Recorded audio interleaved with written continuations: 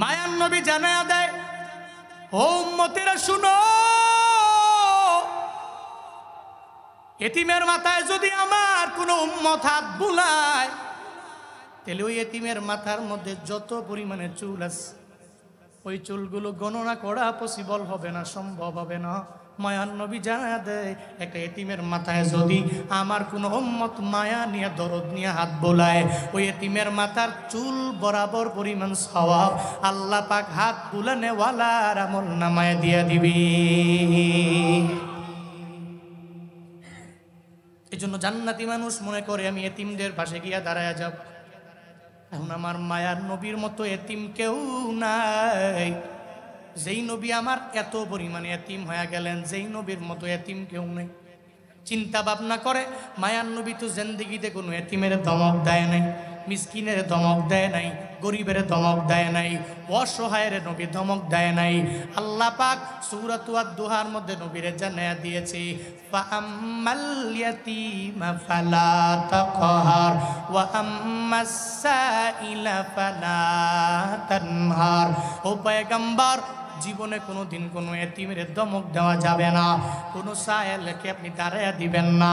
এই কারণে নবী আমার, কারণ আমি আল্লাহ তো আপনার এতিম করে দুনিয়াতে পাঠাইলাম। আমার মায়ার নবী কত পরিমাণে এতিম জাননি রে বাবা। দুনিয়াতে আসার পর যেই নবী আমার বাবার আদর পায় নাই। বাবার আদর কেমন? বাবারে দেখলো না, বাবারে ডাকতেও পারলো না, বাবাও জীবনে কোনো দিন কপালের মধ্যে চুমু দেয় নাই, নাকের মধ্যে গালের মধ্যে চুমু গায় নাই।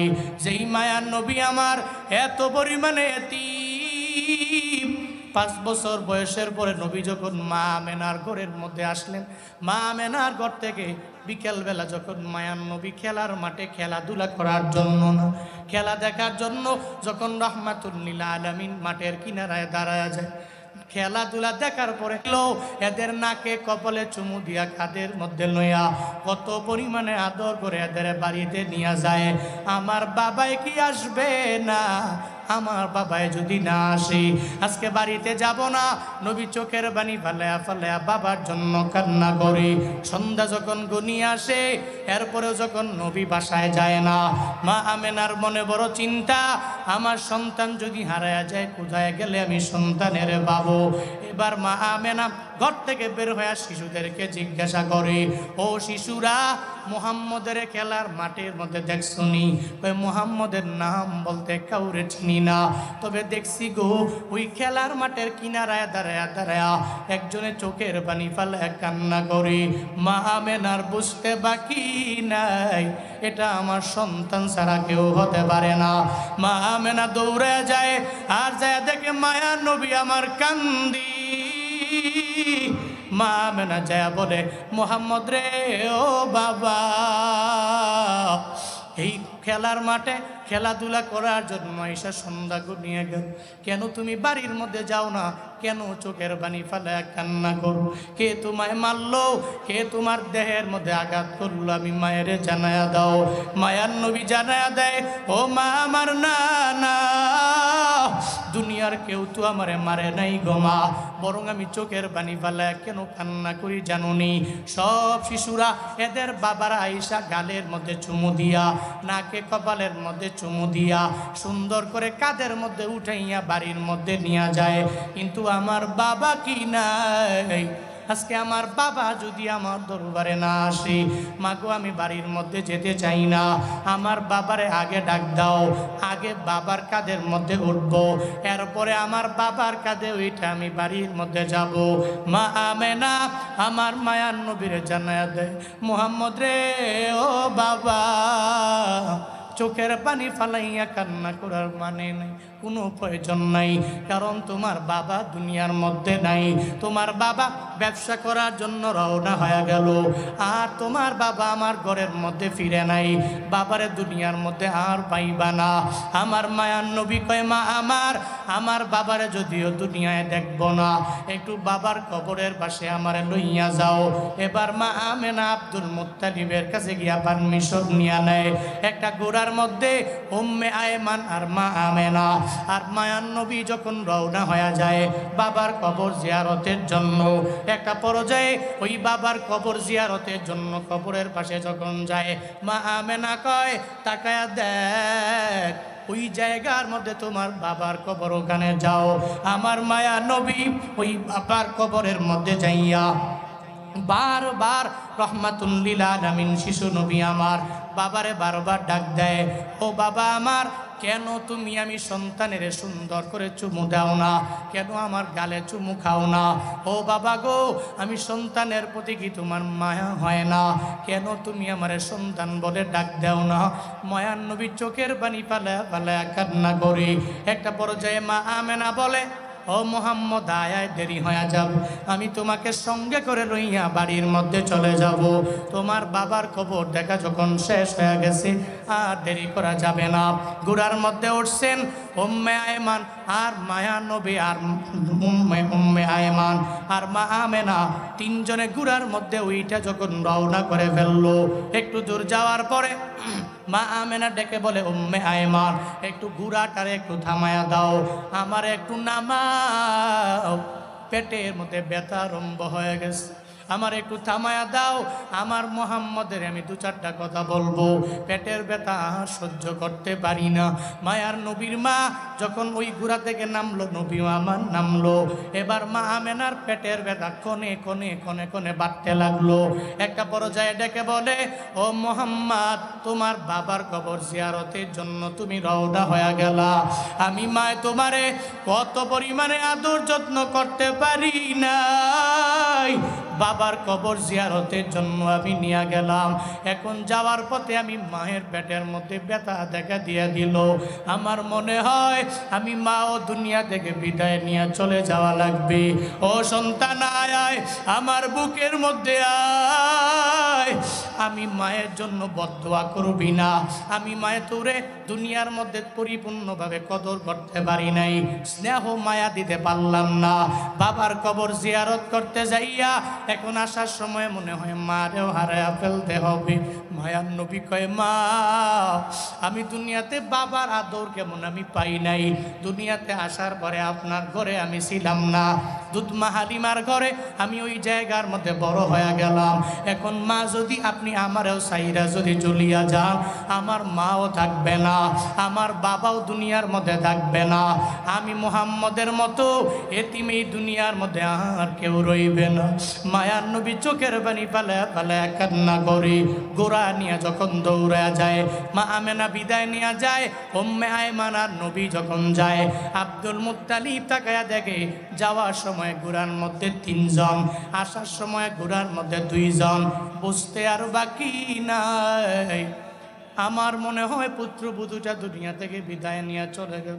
মায়া নবী যখন চোখের পানি ফালা দাদার দরবারে আবদার জানায়, ও দাদা আমার, এই জগতে আমার মাও নাই, আমার বাবাও নাই, এখন দাদা আপনি ছাড়া আমার কোনো গার্ডিয়ান নাই। মায়ার নবীকে আল্লাহ পাক রব্বুল আলামিন দাদা আব্দুল মুত্তালিবের মাধ্যমে, চাচা আবু তালেবের মাধ্যমে লালন পালনের দায়িত্বভার নিয়ে নিলেন। আমার মায়ার নবীর মতো এতিম তো দুনিয়ার মধ্যে কেউ নাই রে বাবা।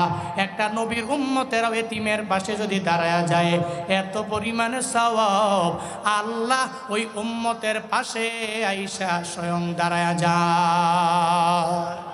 প্রশংসা করব কার? সর্বহালাত। গরিব হয়ে গেলে রবের প্রশংসা, মধ্যবিত্ত হলে রবের প্রশংসা, একেবারে মোস্ট রিচেস্ট ম্যান হয়ে গেলেও রবকে ভুলা যাবে না। সর্বহালাতে একজন মুমিন প্রশংসা করে কার? কারণ সে জানে রবের প্রশংসা করে যদি রবকে বন্ধু বানানো যায়, রবের একজন বন্ধু হওয়া যায়, তাহলে 5 বছর ক্ষমতা এমন নয়, 10 বছরের পাওয়ার এমন নয়, 15 বছরের পাওয়ার এমন নয়, 16 বছরের পাওয়ার এমন নয়। দুনিয়ার মানুষের ক্ষমতা উঠতে গেলে 16 বছর, এরপরে আর যেতে পারে না, বাস্তবতা এটাই। কিন্তু রবকে যদি কেউ বন্ধু বানাতে পারে, নির্দিষ্ট কোনো সীমারেখা নাই, দুনিয়াতেও ব্যক্তি কল্যাণকামী, আখিরাতেও তার বন্ধু আল্লাহ তারে মায়া কইরা জান্নাতের মালিক রব তারে জান্নাতে ঢুকাইয়া দিবে। এই জন্য রং ওয়েতে রং ফ্রেন্ড না বানায়া রবকে বন্ধু বানাবো। আল্লাহ সবাইকে সে তৌফিক দান করেন, সকলেই পড়িয়া আমিন। শুনেন, এই মঞ্চ বড়দের, অনেক বড়রা আলোচনা করেছেন, বড়রাই করবেন।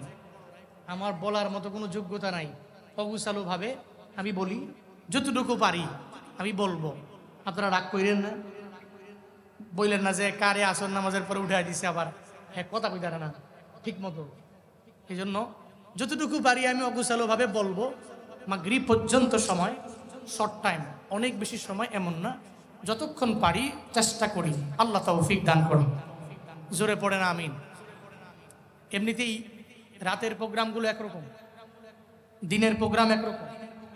আসরের নামাজের পরে এই যে কোলাহল, এই যে সাউন্ড, আপনি রাত 10টার পরে এই সাউন্ড কোনোভাবেই পাবেন না। ওই সময় বয়ান শুনতেও মজা, বক্তা সাহেব বইলাও মজা পায়। উনি বয়ান করে সামনে শ্রোতারা সুন্দর কান লাগায় শুনে, এরপরে সুবহানাল্লাহ জায়গায় জোরে কয়, আলহামদুলিল্লাহ জায়গায় জোরে বলে, আল্লাহু আকবারের স্থানে জোরে বলে। তখন বক্তাও বইলা মজা পায়, শ্রোতাও শুই না মজা পায়। একটা সুন্দর, দুইজনের ভিতরে বুঝা পড়াটা ভালো হয়। এখন তো সাইড টকিং বেশি, আশেপাশে কোলাহলও বেশি। এরপরেও বুঝেন না বুঝেন, যতটুকু বুঝেন একটু জোরে সুবহানাল্লাহ পড়তে পারবেন তো ইনশাআল্লাহ? সকলে একবার করে চিল্লায় পড়ি সুবহানাল্লাহ, আরো জোরে পড়ি আলহামদুলিল্লাহ, আরো জোরে চিল্লায় একবার করে পড়ি আল্লাহু আকবার। গুনাহ হয়েছে, কষ্ট পেয়েছেন, তাকবীরের স্লোগান দিতে পারবেন, লিল্লাহে তাকবীর। এতগুলা মানুষ স্লোগান কয়জনে দেয়, কয়জনে ছায়া থাকে? একজনের চিন্তা হইলো হ্যাঁ তো দিবই, তো যার চিন্তা করে বসে রয়েছে হ্যাঁ হ্যাঁ তো দিবই। লিল্লাহে তাকবীর। কারে বড় করলেন, কারে বড় করলেন? নাস্তিকতা নিপাত যাক, দিন ইসলাম জিন্দাবাদ। নাস্তিকতা নিপাত যাক, দিন ইসলাম জিন্দাবাদ। কোটি প্রাণে একই আওয়াজ, উদাত্তহি ছাড় পাবে না, এই বাংলায় ঠাই হবে না। মুসলমানরা জেগেছে জোর কদমে সামনে চলো, বজ্র কণ্ঠে আওয়াজ তুলো, সবাই মিলে একই তালে দাও না স্লোগান, লিল্লাহে তাকবীর, নারায়ে তাকবীর।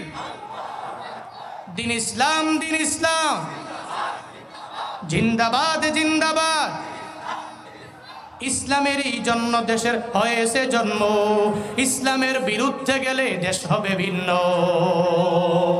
ইসলামেরই জন্য দেশের হয়েছে জন্ম, ইসলামের বিরুদ্ধে গেলে দেশ হবে ভিন্ন। ইসলামের বিরুদ্ধে যারা নিয়েছে অবস্থান, এই বাংলায় ঠাই হবে না, যাও হিন্দুস্তান। জোর কদমে সামনে চলো, বজ্র কণ্ঠে আওয়াজ তুলো, সবাই মিলে একই তালে দাও না স্লোগান, লিল্লাহে তাকবীর, নারায়ে তাকবীর। দিন ইসলাম, দিন ইসলাম জিন্দাবাদ, জিন্দাবাদ। মুসলমানের এই দেশেতে নাস্তিকদের ঠাঁই নাই, নাস্তিকদের পক্ষে যারা এদের কোনো রক্ষা নাই। মুসলমানের এই দেশেতে নাস্তিকদের ঠাঁই নাই, নাস্তিকদের পক্ষে যারা এদের কোনো রক্ষা নাই। এই দেশেতে থাকতে হলে কোরআন মানতে হবে, কোরআন না মানবে যারা বিতাড়িত হবে। জোর কদমে সামনে চলো, বজ্র কণ্ঠে আওয়াজ তুলো, সবাই মিলে একই তালে দাও না স্লোগান, লিল্লাহে তাকবীর, নারায়ে তাকবীর। দিন ইসলাম, দিন ইসলাম জিন্দাবাদ, জিন্দাবাদ। হক্কানি উলামায়ে কেরাম জিন্দাবাদ বলতে মন যায় না? হক্কানি উলামায়ে কেরাম, আল কোরআনের আলো, আল হাদিসের আলো। আল্লাহ আমাদের তাকবীরগুলো কবুল করেন, মৃত্যু পর্যন্ত রবকে বড় বলার মতো তৌফিক ঈমান দান করেন। জোরে পড়েন আমিন। আমি খুতবায় সূরাতুল মুদ্দাসসিরের 42 থেকে নিয়ে 47 পর্যন্ত আয়াতে কারিমা তিলাওয়াত করেছিলাম। আল্লাহ পাক জান্নাতি আর জাহান্নামীদের ভিতরে মুহাওয়ারা, মুকালামা, এ বিষয়ে আল্লাহ বয়ান করেছেন। এতটুকু জানলে অন্তত পক্ষে একজন জান্নাতি মানুষের কি গুণ আর জাহান্নামী ব্যক্তিদের কি দোষ এটা বোঝা যায়। আল্লাহ পাক ফাঁস করে দিছে, কিন্তু আমরা জানার পরেও মানি না। আমাদের ভিতরে জানা শোনা অনেক। নামাজ ইচ্ছা করে সাইরা দিলা কবিরা গুনাহ। আমার আর কাফেরের মধ্যে পার্থক্য, সে নামাজ পড়ে না, আমি পড়ি, জানি এটা এত বড় গুনাহ, কিন্তু জানার পরেও ইচ্ছা করেই তো পড়ি না। নিজের চলার পথে কাজকে প্রায়োরিটি দিই, কিন্তু নামাজের প্রায়োরিটি দিই না। এই জন্য সূরাতুল আল মুদ্দাসসিরের এই আয়াতে কারিমাগুলো কেউ যদি মনোযোগ সহকারে পড়ে, দিলে যদি গেঁথে নিতে পারে, সে বুঝতে পারবে জান্নাতি ব্যক্তির কি গুণ আর কোন দোষের কারণে ব্যক্তিগুলো জাহান্নামী। আমরা সবাই তো জানি পথ তো দুইটা। কয়টা? জান্নাত, জাহান্নাম। ইন্নাল আবরারা লাফি নাঈম ওয়া ইন্নাল ফুজ্জারা লাফি জাহিম। আল্লাহ পাক সুস্পষ্ট লাইন জানায়া দিলেন, আবরাররা জান্নাতের পথের পথই হয়ে যাবে। যারা নেক আমল করবে না, গুনার কাজের মধ্যে নিজের মগ্ন রাখবে, ও জাহান্নামী হয়ে যাবে। ফারিকুম ফিল জান্নাহ ওয়া ফারিকুম ফিস সাঈদ। একটা পথ জান্নাতের আর একটা পথ জাহান্নামের আল্লাহ জানায়া দিলেন। আকল নামক আদালত আমার মাওলা আমারে আপনারে সবাইরে দিয়া দিলেন, কোরআন দিয়া দিলেন। বান্দা বুঝবে, আকল নামক আদালত দিয়া বিবেচনা করে কোন পথে গেলে জান্নাত পাওয়া যাবে। ওই পথে যদি আগে যেতে পারে, বান্দার কপালে তো রবের পক্ষ থেকে জান্নাত। যেই বান্দা আগাতে পারবে না, জাহান্নামীদের দোষে নিজের পরিপূর্ণ দোষী বানায় আগায় যাবে, জান্নাত পাবে না, বরং জাহান্নামের পথের পথই হয়ে যাবে। আল্লাহ পাক বলেন, পথ আমি আল্লাহ দুইটা জানায়া দিলাম, হয়তো জান্নাতে যাবা, না হয় জাহান্নামে যাব।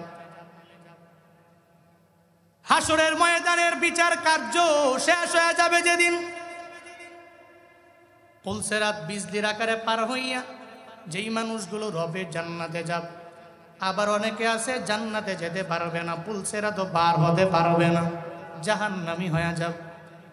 আল্লাহ সেদিন জান্নাতি আর জাহান্নামীদের মধ্যকার একটা মহাভারা লাগায়া দিবে, একটা কথোপকথন লাগায়া দিবে। আল্লাহ বলবে, এই জান্নাতীরা জাহান্নামীদেরকে জিজ্ঞেস করে নাও, কোন দোষের কারণে এরা জাহান্নামের মধ্যে আসে।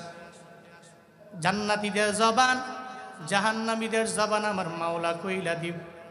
একজন আর একজনের সাথে মুহাওয়ারা করবে, মুকালামা করবে। প্রথমত জান্নাতীরা জাহান্নামীদেরকে জিজ্ঞাসা করবে, মা সালাকাকুম ফি সাকার।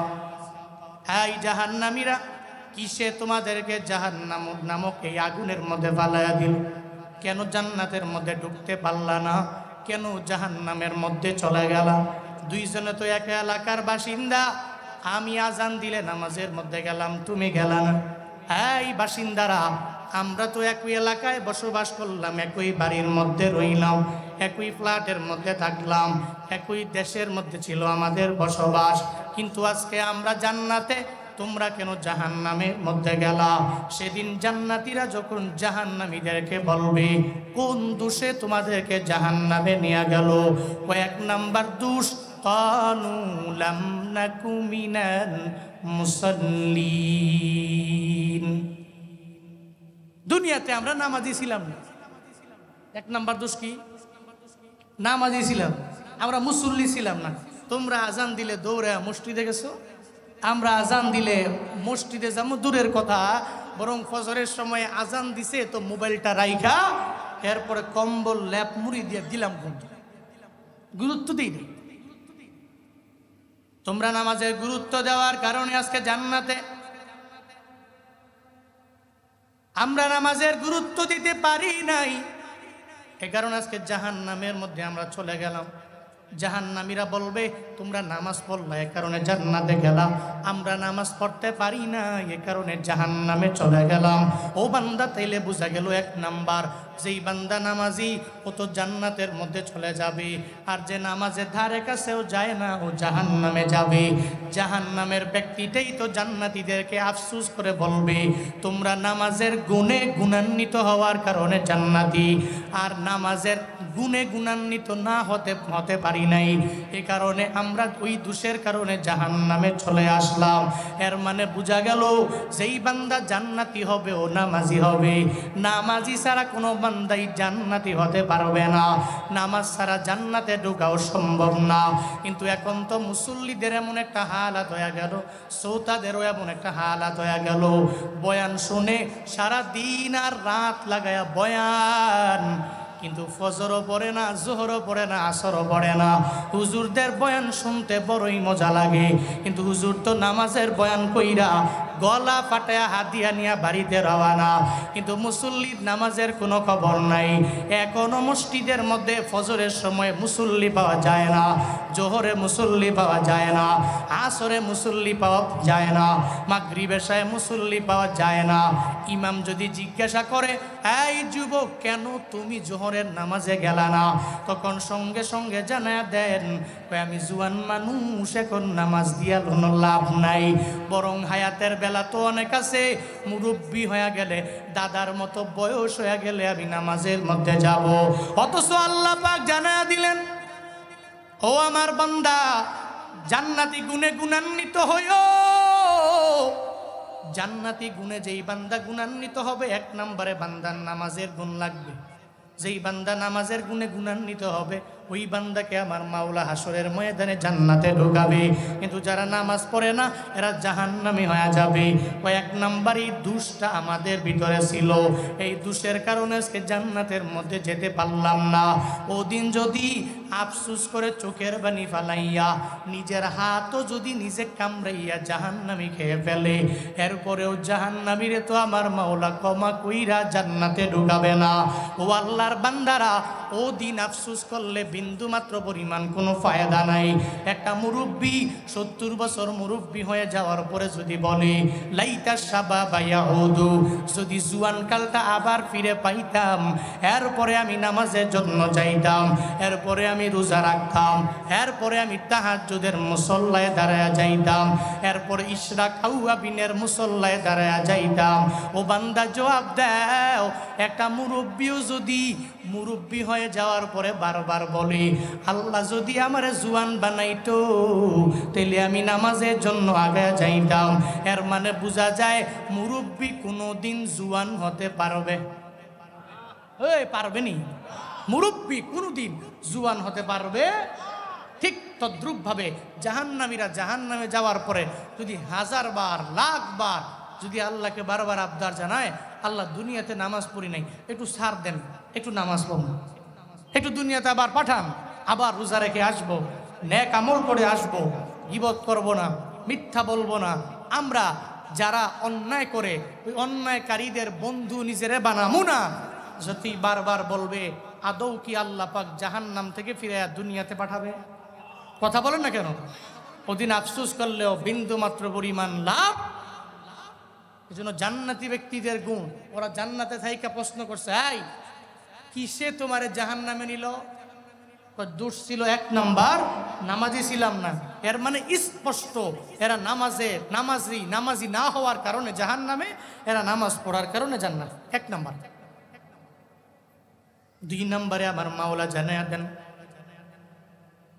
জান্নাতীরা জাহান্নামীদেরকে জিজ্ঞাসা করবে এই জাহান্নামীরা 2 নম্বরে কিসে তোমাদেরকে জাহান্নামে নিয়ে আস? জাহান্নামীরা 2 নম্বরে জানায়া দিবে ওয়ালাম নাকুনু তুইমুন মিসকিন, দুনিয়াতে মিসকিনদেরকে খাওয়াই নাই। মিসকিন দেখলেই বারবার ধমক দিয়া দিলাম। একটা ভিখারি যখন দরওয়াজার সামনে এসে দাঁড়ায় যায়, দেখবেন এখনো অনেক আল্লাহর বান্দা এমন ওই ভিখারিরে এত পরিমাণে ধমক দিয়া দাঁড়ায় দেয়, ভিখারিরে মানুষও মনে করে না, বরং ভিখারি যখন দরওয়াজার সামনে এসে দাঁড়ায়া যায়, যখন বলে আল্লাহ কারীম এমন কিছু তুমি আমার দাও যেগুলা নিয়ে আমি বাড়ির মধ্যে যাব, তখন দেখবেন অনেক ধনীওয়ালা ধমক দিয়া তারায়া দেয়। পকেটে টাকা আছে তাও দেয় না, না থাকলে আবার ধমক দিয়া তারায়া দেয়।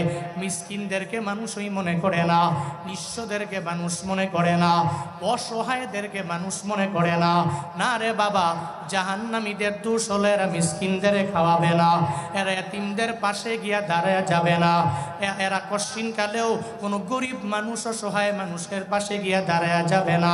কিন্তু যারা জান্নাতি মানুষ এরা মনে মনে ভাববে আর চিন্তা করবে, বলে যেই বান্দা মিসকিন হয়ে গেল ওরে ধমক দিয়া তাড়ায়া দেওয়া যাবে না, বরং এই মিসকিনটা আমার সামনে আসলে আমি যা পারি দিয়া দিব। একটা গরিবের ফিরাইয়া দেওয়া যাবে না, গরিবের আমি যা পারি তারে আমি দিয়া দিব।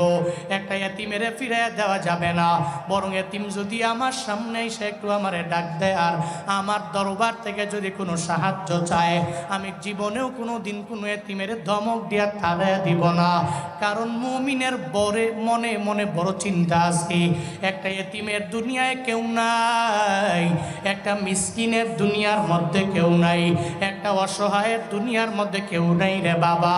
এই জন্য তো মায়ার নবী জানায়া দিলেন যে উম্মত আমার একটা এতিমের পাশে গিয়া দাঁড়ায়া যাবে, স্বয়ং আল্লাহ তার পাশে আইসা দাঁড়ায়া যাবে। মায়ার নবী জানায়া দেয়, ও উম্মতেরা শুনো, এতিমের মাথায় যদি আমার কোনো উম্মত হাত বুলায়, তাহলে ওই এতিমের মাথার মধ্যে যত পরিমাণে চুল আছে ওই চুলগুলো গণনা করা পসিবল হবে না, সম্ভব হবে না। মায়ার নবী জানা দেয়, একটা এতিমের মাথায় যদি আমার কোনো উম্মত মায়া নিয়ে দরদ নিয়ে হাত বোলায়, ওই এতিমের মাথার চুল বরাবর পরিমাণ সওয়াব আল্লাহ পাক হাত বুলানে ওয়ালার আমল নামায় দিয়ে দিবি। এই জন্য জান্নাতি মানুষ মনে করে আমি এতিমদের পাশে গিয়া দাঁড়ায়া যাব। এখন আমার মায়ার নবীর মতো এতিম কেউ নাই। যেই নবী আমার এত পরিমাণে এতিম হয়ে গেলেন, যেই নবীর মতো এতিম কেউ নেই। চিন্তা ভাবনা করে, মায়ার নবী তো জিন্দেগিতে কোনো এতিমের ধমক দেয় নাই, মিসকিনের ধমক দেয় নাই, গরিবের ধমক দেয় নাই, অসহায়ের নবী ধমক দেয় নাই। আল্লাহ পাক সূরাত আদ-দুহার মধ্যে নবীরে জানায়া দিয়েছে, ফাআম্মাল ইয়াতীমা ফালা তাকহার ওয়া আম্মাস সাইলা ফালা তানহার। ও পয়গম্বর, জীবনে কোনো দিন কোনো এতিমের ধমক দেওয়া যাবে না, কোনো সায়েলকে আপনি দাঁড়াইয়া দিবেন না। এই কারণে নবী আমার, কারণ আমি আল্লাহ তো আপনার এতিম করে দুনিয়াতে পাঠাইলাম। আমার মায়ার নবী কত পরিমাণে এতিম জাননি রে বাবা। দুনিয়াতে আসার পর যেই নবী আমার বাবার আদর পায় নাই, বাবার আদর কেমন, বাবারে দেখলো না, বাবারে ডাকতেও পারলো না, বাবাও জীবনে কোনোদিন কপালের মধ্যে চুমু দেয় নাই, নাকের মধ্যে গালের মধ্যে চুমু খায় নাই। যেই মায়ার নবী আমার এত পরিমাণে এতিম, 5 বছর বয়সের পরে নবী যখন মা আমেনার ঘরের মধ্যে আসলেন, মা আমেনার ঘর থেকে বিকেলবেলা যখন মায়ার নবী খেলার মাঠে খেলাধুলা করার জন্য না, খেলা দেখার জন্য যখন রাহমাতুল লিল আলামিন মাঠের কিনারায় দাঁড়ায় যায়, খেলাধুলা দেখার পরে এদের নাকে কপালে চুমু দিয়া কাদের মধ্যে লইয়া কত পরিমাণে আদর করে এদের বাড়িতে নিয়ে যায়। আমার বাবাই কি আসবে না? আমার বাবাই যদি না আসে আজকে বাড়িতে যাব না। নবী চোখের বাণী ফালায়া ফালায়া বাবার জন্য কান্না করে। সন্ধ্যা যখন ঘনিয়ে আসে, এরপরেও যখন নবী বাসায় যায় না, মা আমেনার মনে বড় চিন্তা, আমার সন্তান যদি হারায়া যায়, কোথায় গেলে আমি সন্তানের পাবো। এবার মা আমেনা ঘর থেকে বের হয়ে শিশুদেরকে জিজ্ঞাসা করে, ও শিশুরা, মুহাম্মদের খেলার মাঠের মধ্যে দেখছনি? ওই মুহাম্মদের নাম বলতে কাউরে চিনি না, তবে দেখছি গো ওই খেলার মাঠের কিনারায় দাঁড়ায়া দাঁড়ায়া একজনে চোখের পানি ফালায় কান্না করে। মা আমেনার বুঝতে বাকি নাই, এটা আমার সন্তান ছাড়া কেউ হতে পারে না। মা আমেনা দৌড়ে যায়, আর যায় দেখে মায়া নবী আমার কান্দি। মা আমেনা যায় বলে, মুহাম্মদ রে, ও বাবা, এই খেলার মাঠে খেলাধুলা করার জন্য এসে সন্ধ্যা ঘনিয়ে গেল। কেন তুমি বাড়ির মধ্যে যাও না? কেন চোখের পানি ফেলে কান্না করো? কে তোমায় মারলো? কে তোমার দেহের মধ্যে আঘাত করলো? আমি মায়ের জানায়া দাও। মায়ার নবী জানায়া দেয়, ও মা আমার না না, দুনিয়ার কেউ তো আমারে মারে নাই গো মা, বরং আমি চোখের পানি ফেলে কেন কান্না করি জানুনি?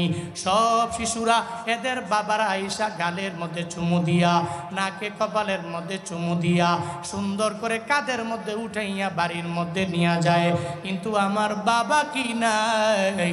আজকে আমার বাবা যদি আমার দরবারে না আসে, মাগো আমি বাড়ির মধ্যে যেতে চাই না, আমার বাবারে আগে ডাক দাও, আগে বাবার কাঁধের মধ্যে উঠবো, এরপরে আমার বাবার কাঁধে ওইটা আমি বাড়ির মধ্যে যাব। মা আমেনা আমার মায়ার নবীরে জানায়া দেয়, মুহাম্মদ রে ও বাবা, চোখের পানি ফালাইয়া কান্না করার মানে নাই, কোনো প্রয়োজন নাই, কারণ তোমার বাবা দুনিয়ার মধ্যে নাই। তোমার বাবা ব্যবসা করার জন্য রওনা হয়ে গেল, আর তোমার বাবা আমার ঘরের মধ্যে ফিরে নাই, বাবারে দুনিয়ার মধ্যে আর পাইবা না। আমার মায়ার নবী কয়, মা আমার বাবারে যদিও দুনিয়ায় দেখব না, একটু বাবার কবরের পাশে আমারে লইয়া যাও।